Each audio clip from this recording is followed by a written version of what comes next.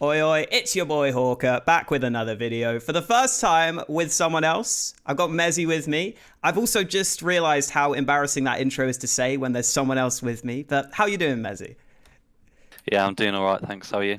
Yeah, I'm good, thanks. I'm glad to have you on. I think you're someone who has been within the UK scene for a while now. You've been someone who's been known as being an up-and-coming player.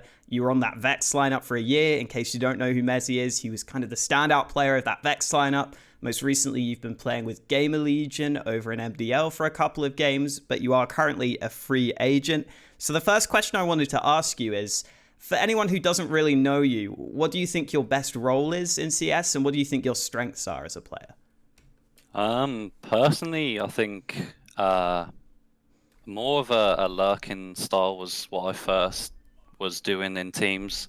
Because I think the best attribute for me is like kind of like clutching late round situation stuff. Because I think a lot of my playstyle is based around like better decision making and not taking so many risks, which I think clutching, I guess, allows for that.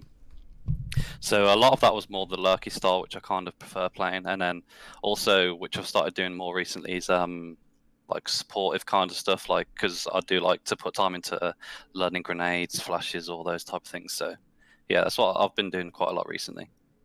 Yeah, I think something that always stood out to you about compared to the rest of the UK players was that work ethic you had learning those nades as well. And leading on from that, I was going to ask for anyone who's only really watched maybe top tier Counter Strike, are there any top level pros you would kind of compare yourself to and have a similar play style to? I know it's kind of a hard question to answer, but is there anyone that stands out? Yeah. Um. Well, for me, the first two names I would probably think about is just due to when I was like learning to be like better in these because of these like clutching and lurking situations. I watch a lot of Zipniks, I would say, just because obviously everyone knows him as a really good clutch player. So I'd like try and watch him and compare myself to him in terms of like those clutching aspects and see where I could better myself in those. Then overall, maybe like in terms of not being so like more in the decision making and stuff is more like a cold zero because he's quite versatile, and obviously I've had roles in teams where like it was a short period, but all been on a team, and I know cold zero can do that as well. So like the versatility and like decision making aspects, not taking too many risks, would be like a cold zero top player as well, maybe. Yeah, that's definitely something I think we'll get into as we get later on into this. But I also wanted to ask quickly, in terms of you coming up as a player, I know you've probably seen guys like Rops and guys like Bimas come up through FPL.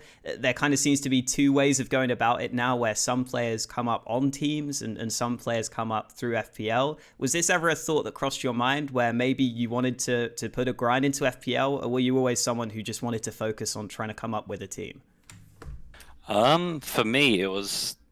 I've always thought about it, but I think the team aspect always comes first because I think obviously all the like those names like Bimas, Rops that come up have shown like they're unbelievable players and everything, but like it doesn't work like that for like a 90% of players because they get into FPLC, FPL, and you'll see them. A lot of them have problems like working in teams because it's not just about like the good stats shooting people and stuff at the end of the day. So that's why I think early on I made it like quite a big thing of trying to just like starting off with open teams and just grinding through as a team because you learn so many different things like how to like the simple things like respecting teammates and listening to constructive criticism and stuff like that. So I think it's a big thing going through a team, learning how to play with people instead of just focusing on individual type of attributes as well. Yeah, definitely. I think that shows as well in the way you play as a pretty good team player. And I think that links in nicely with going back to some of those early teams and the early days of UKCS. Because I wasn't really following UKCS too much back then. But from what I can gather, looking back now, it seems like you went from playing open to pretty quickly doing well at the UK LANs. From what I've seen, the early UK LANs you were playing, you were either placing pretty well or you were normally losing against the teams that finished in first and second. So is this just a case of the UK scene not being that deep at this time, or how good do you think you were when you were starting out? Um, I don't know. I think I just grinded because I spent my first three so that team I was in with Open, And I spent three LANs going with that team of not I series, not even getting out of groups. So it was like it was quite hard to just keep on going and like getting the same result. So I just kind of like grinded, and I think I don't know, I still performed pretty well at those events, and then it just come out of nowhere that I was like playing on the next team, which was with Ash and like the Dog Gaming boys, which was like I went from three lands of not getting out of groups to then my next I series, which was finishing second. So it was like I think I kind of always knew like I had like a good skill in my game and everything, and I could compete. It was just like getting more of the players around it as well, which I got, like kind of found in that Dog Gaming team. Okay, I think so. The one thing that I think I was curious about was whether you played more LANs, because if you look at your Liquipedia, I think your first LAN on there is like there's one epic LAN where you finish fifth to sixth, and then it goes straight to that Insomnia where you finish second. So I was looking at that and thinking that seems like a really quick rise, but it makes sense that you had a few earlier LANs there. And speaking of that team you played on with Ash.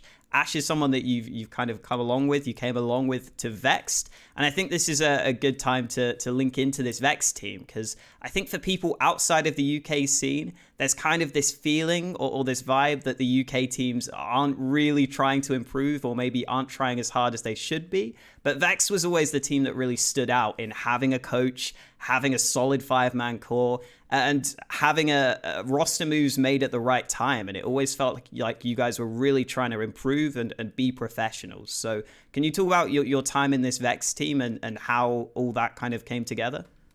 Yeah, so, well, it first started in, I want to say, I think, was it January 2019? Because we first started as Augulus, and it was basically the core of me, Adam, and Cray, I think it was. And they basically asked, like, they were looking to make a team, because I think theirs is just like, they were just mixing EPS or ESL Prem. And they asked me to basically stand in one of their games, which was actually against Vexed, their old roster with Pith and so on. So they asked me to stand in like January 2019. We played that game and we qualified and beat them and qualified for the LAN. So our first like proper LAN together with the core was ESL Prem.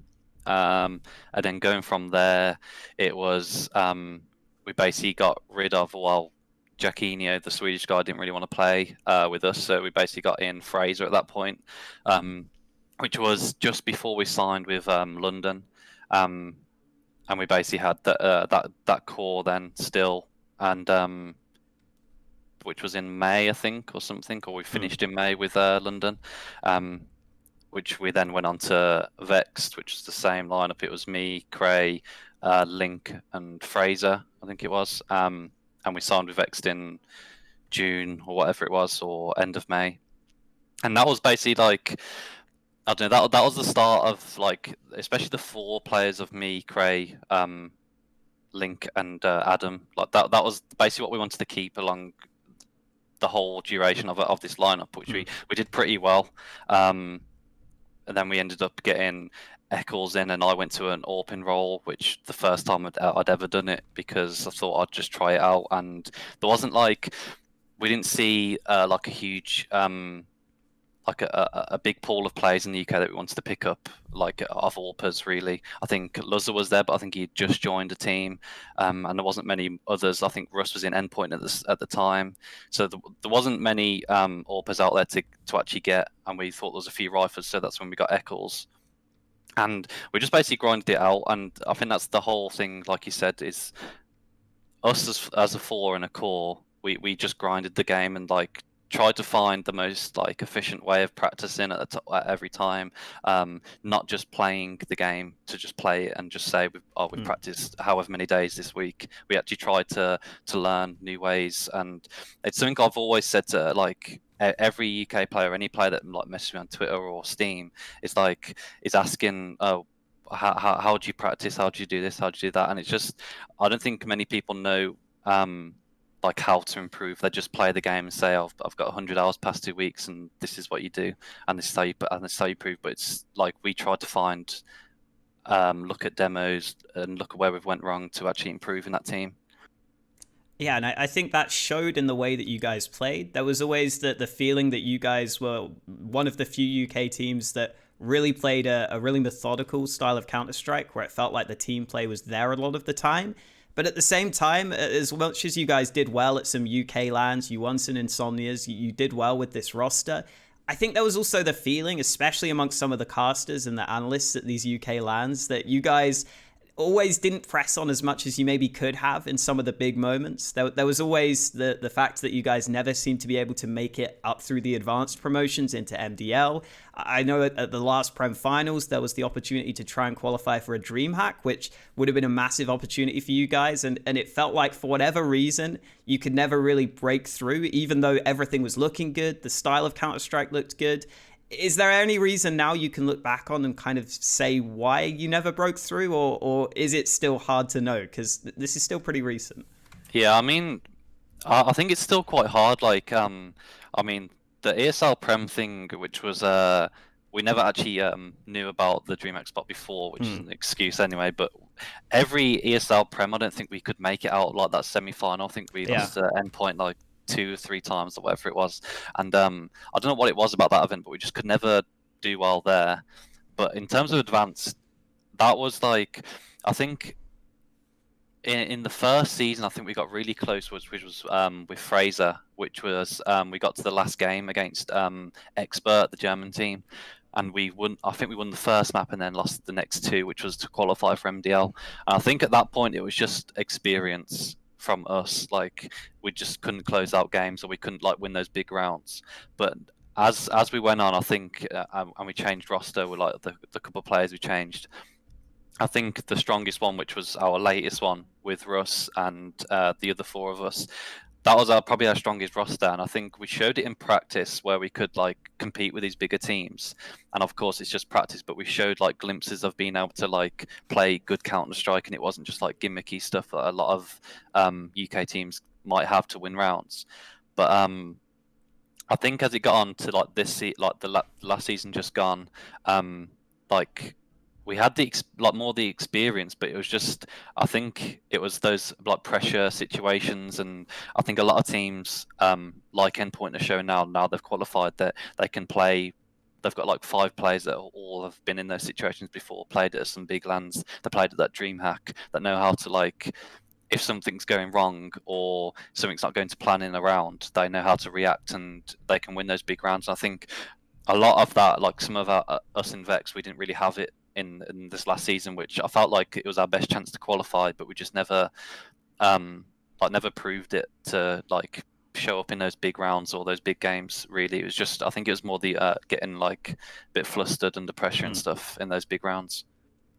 Yeah, and I think a good way to transition from that is into those scrims that you were talking about, where you were having good performances. Because I think for a lot of people, they might be a bit surprised, I think, to hear that a team at your level would be scrim against some really top teams. But I know that you guys were in there in some of the EU scrim groups. You guys were getting some scrims against some top teams.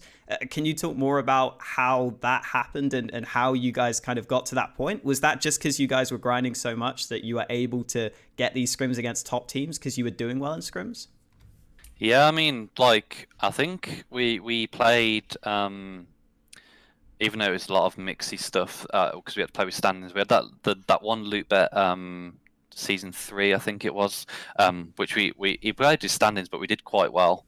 And then we also had our manager, Hiram, which is probably a big shout out to him, because he knew a lot of people and got us into those the better groups. And I think we just played like it's like you said, we played a couple of games against some of the like bigger teams, and we did pretty well. So it was like it was kind of like a trial period, I guess, in these prep groups, and we did pretty well. And I guess they just kept us, but it was more like, I think, Hiram knowing people to get us into those groups, and it paid off in the end because we still played well against them in practice. And I mean, it's against like the top teams that everybody knows as well. So yeah, I think it was more that like people knowing other people, really. Yeah, that's definitely obviously a great way for you guys to get a bit of experience in there and to understand what it's like to play against some of the top teams. And again, I think it goes to show that because you guys did stick together and tried to grind it out the right way, you got to that point where you got the chance to scrim these top teams. So that's a really cool thing to see. And I think leading on from the practice grind, you can also go into the qualifier grind, because even though a lot of your guys' qualifiers maybe don't show up on your HLTV pages, I know you guys were playing a bunch of those open qualifiers, which are always so stacked in Europe. There was the Flashpoint qualifier I know you guys played, where you ended up losing against Windstrike in that really close best of 3. And that was one where it looked like, in all honesty, you got kind of screwed a bit by the draw, because I think you probably would have beaten most of the other teams. Just in general, what's it like having to play all these open qualifiers in Europe? Because a lot of the times you can get knocked out in the early rounds because there's so many teams out there. Yeah, I mean, it's like you say, it's so stacked. So like, the way we've always seen it is like, we've never really performed that well in qualifiers. Really, it's because I don't know what it is. I think it's more like, it's not that people don't take it seriously. It's more like it's a 1-day thing, or it's not the usual ESEA league match that you have to take seriously because you need to win it or something. But we always saw it as like, you play like 2 or 3 games against not so great opponents, but then you have that one game that like is against a decent team on your level, or if not better. And then if you win that, you have another good run of like 2 or 3 opponents that aren't as good.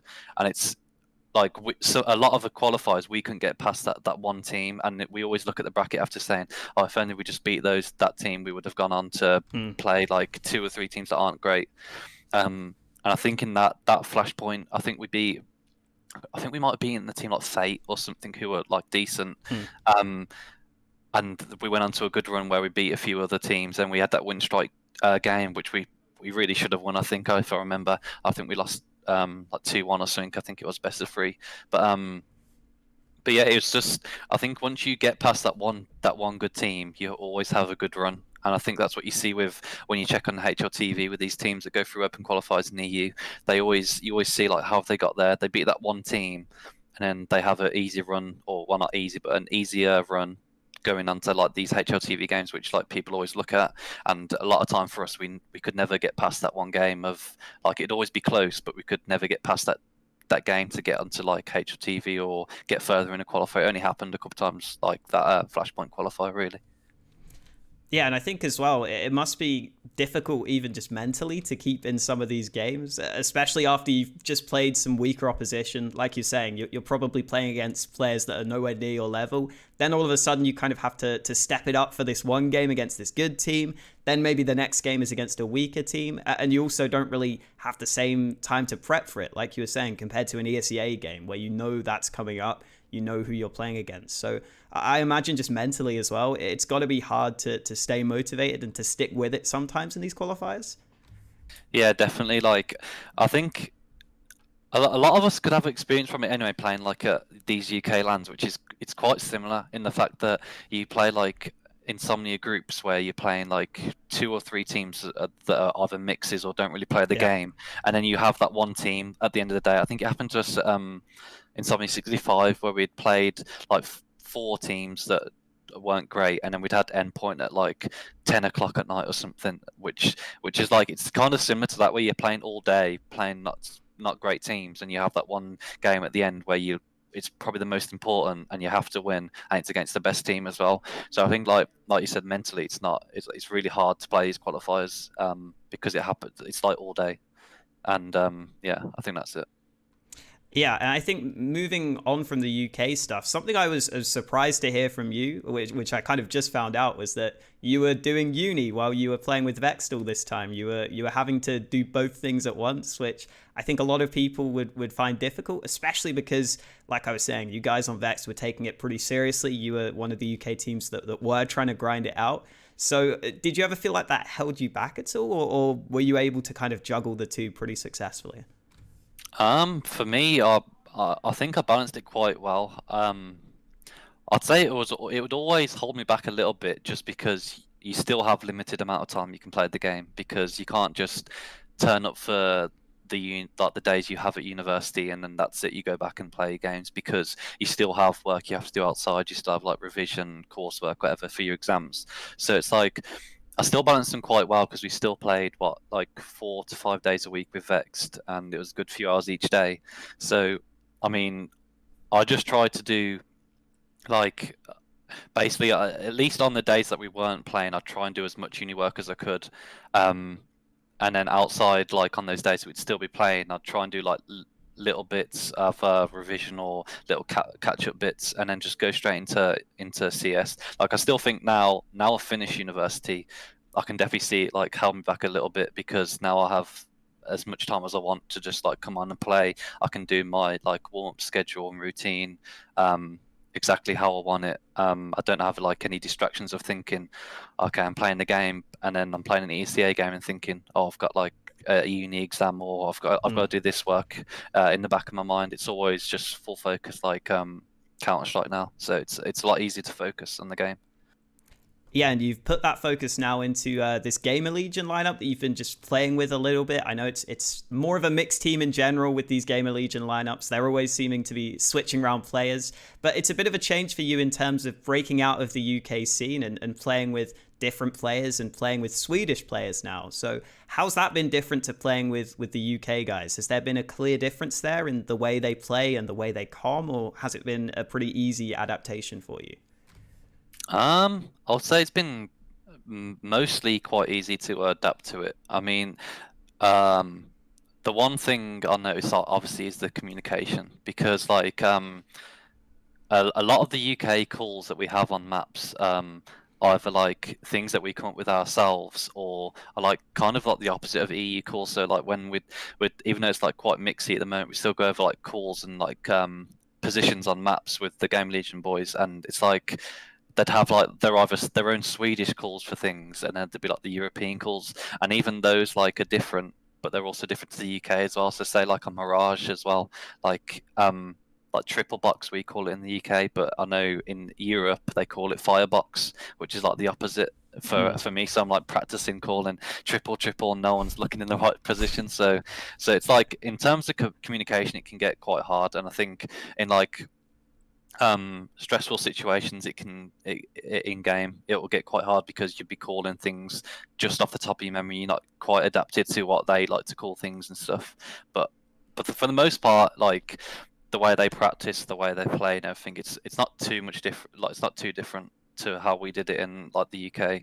Because obviously I'm coming from Vexed, as you said, we worked quite hard, and we didn't just have like some weird practice schedule that some UK teams might have where they just turn up and play or whatever. We still do it like quite correct, I would say. So we're still adapting this in the GamerLegion quite a lot, I think, which we're still practicing a lot, or as much as we can for these MDL games that we have.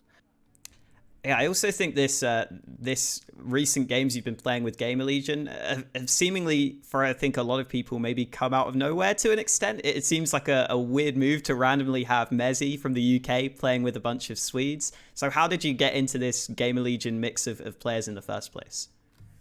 So I kind of knew Era, who was playing with GamerLegion as well. From just online games, played his team who he was with before, which was Prima in ESEA Advanced last season. We played them, well, played them 2 seasons ago, played them last season, and then at the Supreme Masters Switzerland event in February, it was start of Feb. We played against him there, and I kind of knew of him, and he knew of me as well. And we beat them at an event, which we kind of smashed him in. So I think that always helped my rep with him. So I think he just put my name forward to GamerLegion when they were talking about like rebuilding or having this mix, because basically all the players had left their team. So he put my name forward to them, and then they decided to try me out, and it went all right. So just still going on from there. There you go. You beat someone once and all of a sudden they have to take you seriously. They definitely look out for you in the future. That makes a lot of sense. I also want to quickly talk about the step up to MDL, I guess, because to you, it hasn't really seemed like a problem. The stats you've been posting have instantly been pretty good, even though you are playing against what you could, in theory, argue are better teams. I saw you have a really good game against Movistar Riders, especially. So have you really felt a step up in terms of the level of competition you're playing against? Or do you think that Advanced and MDL are actually fairly close? Because like you said, EU is pretty stacked in general. Yeah, I mean, especially the last season or two of advanced. I feel like there's always been like 2 or 3 teams. I think last season was alternate attacks who was there. There's always been an endpoint. There's always been teams, at least in the top 5 at advanced, that are really good, and you could see in MDL. So I think the experience from there has helped me, and then also in MDL, like I think it might be either the practice, like with Vexed and everything that we've had, like in these top groups where we've been able to practice like the better teams, that's like helped prepare for it. But I haven't felt like it's like something completely new. Like it's all felt like I've played against teams like these before, and I kind of know that I can compete with them. So it's not like I'm super nervous or anything against them. It's something I've always played against and had the experience against as well. So at the moment, it's nothing that's caught me off guard or thought, oh, I don't think I could play at this level. It's something I've done before, so I feel like that's definitely helped me to prepare for this like season of MDL. Yeah, I think that shows as well. Like I was saying, the stats have been good. Even though you guys haven't been winning too many games, it seems like you're starting to turn it around now. I think in the recent games, it's been looking much better for you guys. But you're not technically on this team. You're still a free agent. You're still out there looking for offers. And something I also wanted to get clear from you is I've seen you doing a little bit of Valorant stuff, playing a little bit of that. Do your allegiances still lie with CS, or is Valorant something you're interested in as well? Nah. See, Valorant is just I couldn't play that game. Yeah. It's so annoying because like I don't know. I played it for fun at the start, just with like the UK players basically, and then obviously with Prodigy Agency, they all know obviously the better players, bigger players, and obviously Scream, Mixwell, they're all playing it. So I think I played a couple of tournaments with them, and I think from one of the first might have been the Fnatic Proving Grounds, and we played a team on there. And I just thought this definitely isn't the game for me because there's too many things happening where it's out of your control to have like impact on a round. Where in CS you can kind of like control it like a bit more, and something like that just annoys me too much to play. Like it's too like there's too many things that can like on a site. There's not enough spots for a defensive player to have, and you just get cleared out by all these abilities, and you're just like, okay, well that's my round over. But in CS you can control more of the things. You can have like you can decide what you want to do. There's loads of different options. I think that's probably because the game's a bit older and more mature, and you might get that with Valorant as it goes on. But I just think overall I've played CS for however many years now, and it's just always going to be like the game that I want to play and grind. So that's why I've like kind of stopped playing Valorant now. I've probably played 1 game since it released on the second. I played a few tournaments and that was about it now because yeah, CS is definitely the game. Yeah, I think a lot of people realize. I think CS is just nothing else quite hits like it. Honestly, it's very, very, very good. I think a lot of people in CS seem to have that same vibe that maybe they'll try other games and CS is always the one for them. So that's good to hear. I wanted to get it on the record just to see for sure. And now that you are kind of saying here that you definitely want to commit to CS, you've been playing with GamerLegion, you've been doing pretty well in MDL. Is there anything you want to kind of say to people out there who may be thinking of picking you up, or any teams out there? Is there like a specific spot you want to play, a specific role you want to play, or is it just in general you're kind of open to anything right now? Because you're in a, I think, good spot where you've put in the hard yards, and now that you're freed up from uni, you really have the ability to do a lot here. Yeah, I mean, there's nothing specific I'm kind of tailoring myself towards. I think that's a big thing with how, especially in recent months, of how I've been trying to adapt myself as a player. It's like trying to be able to do a lot of things, and it's something I think I heard Stiko say on one of his podcasts that with someone. I think it was DDK one. Yeah, and he basically said like he wants to be ready for anything. Like if a team wants him to AWP, he can do it because he practices it. If a team wants him to lurk, entry, all that. So I kind of like I kind of, especially in the recent months, is trying to adapt my play style and be able to be ready for anything. So I still, even though now I'm not open for a team, I'd still practice it just in case, because I still like to second up, or even if I had to prime up, I'd still want to be ready for it. So it's like just watching demos and everything of different players, like not just watching one type of player, and being able to be ready for everything is kind of what I've like tried to make myself for now. Yeah, always a good asset to have, basically, as being able to do anything on a team. That clearly brings a lot of value. So good to hear that you're open to playing a bunch of roles, ready to grind as well.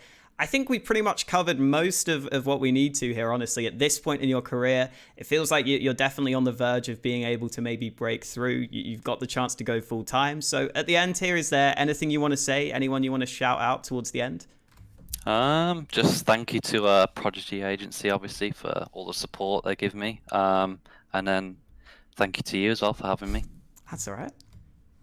There we go. I think that is us done. That is an interview with Mezii.